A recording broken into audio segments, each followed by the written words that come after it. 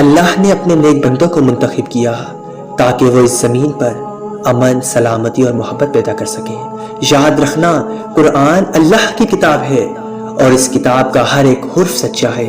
اے لوگوں، یاد رکھنا ماہ سفر کا ایک ایسا وظیفہ جو اس طرح عمل کرے گا، یقیناً اللہ کے حکم سے اپنی ہر مراد، حاجت پوری پائے گا۔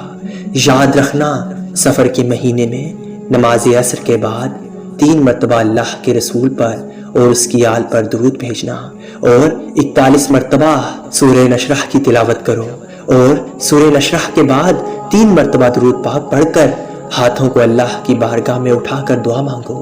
اے میرے اللہ، اپنے محبوب پر رحمت نازل فرما، ان کی آل پر رحمت نازل فرما، اور پھر اپنے گھر کے لیے دعا مانگو، اپنے رزق، پریشانی، تنگ دستی کے لیے دعا مانگو، مفلسی کے لیے دعا مانگو، اپنی حاجت کے لیے دعا مانگو۔ اللہ سے رو کر فریاد کرو کہ اے میرے اللہ، میرے گناہوں کو معاف فرما۔ اے میرے اللہ، میرے اپنے ہی گناہوں کی وجہ سے میری دعائیں قبول نہیں ہوتی۔ اے میرے اللہ، میرے گناہوں کو معاف فرما اور میری حاجت کو اپنی بارگاہ میں قبول فرما۔ یاد رکھنا، ایسا ہو ہی نہیں سکتا جو انسان اس وظیفے کو کر کے اپنے لیے دعا مانگے اور اللہ وہ دعا رد کر دے۔